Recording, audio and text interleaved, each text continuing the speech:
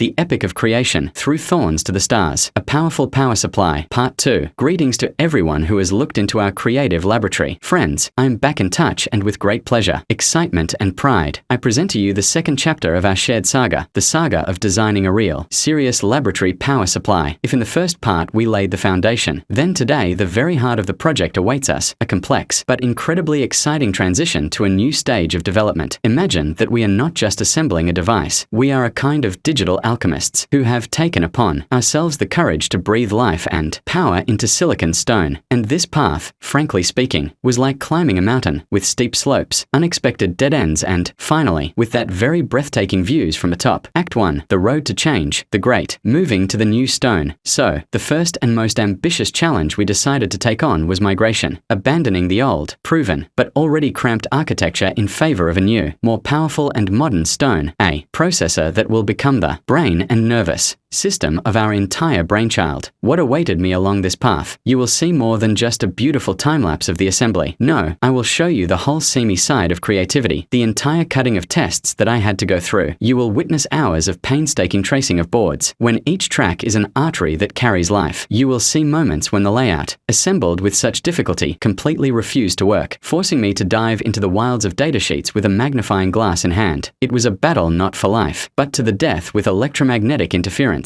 dancing with a tambourine around, stabilizing voltages and desperate attempts to understand the dialogue between hardware and firmware. All this is the very kitchen, which is rarely shown, but it is precisely this that is the essence of engineering, art, and all this struggle, this whole mountain of wasted solder and nerves, was only to come to that very stable and impressive result that you now see on your screen. Act 2. Breath of Life. Live broadcast and tango with ether. But iron without a soul is just a piece of silicon and metal. And so next, time for real magic. We move on to one of the most exciting experiments, organizing wireless communication. Our task is to make the future intelligent, control panel, whisper with a personal computer over the air, without the help of wires. And here is the main nerve of the entire issue, all the connection, all the setup, this entire first, timid dialogue between devices, I am conducting for the first time, right here, right on the air, no takes, no pre-prepared solutions, just a pure, unclouded experiment. Therefore, my reaction to every message in the terminal, every LED flash, and every successful data packet exchange will be as genuine, alive, and unadulterated as possible. Of course, the most vivid, obscene, smiles, and emotional outbursts were omitted, but I promise, what will be included in the final edit will be enough for you to experience every second of this technological tango. Act 3. Looking beyond the horizon, the battlefield of fonts and the birth of graphics. And finally, the final chord of today's episode is our plans, our look into the future of this project. Now that the main hardware and communication difficulties are behind us, it's time for creativity. We have some exciting, almost meticulous work ahead of us with the visuals. We'll need to immerse ourselves in the world of fonts, choosing the perfect typeface that will not only be legible but also match the spirit of the device. We'll also need to bring Cyrillic back to the display so that the device speaks to us in its native language. And the most ambitious task is the birth of graphics. We'll try to draw and animate the interface, creating not just a set of numbers, but an entire display ecosystem. We'll have to evaluate how it looks, how convenient it is, and, most importantly, whether this beauty has the practical meaning for which it all began. The curtain rises. So, friends, the moment has arrived. All the words have been spoken, all the difficulties have been announced, and the plans have been announced. Now it's time for pure creativity and experimentation. So, pour yourself a large mug of fragrant tea with a slice of fresh lemon, settle into your most comfortable chair, and stock up on some cookies, because a long and incredibly interesting journey awaits us. Relax, sit back, and immerse yourself in the process. I wish you a truly enjoyable and inspiring viewing experience. Let's go.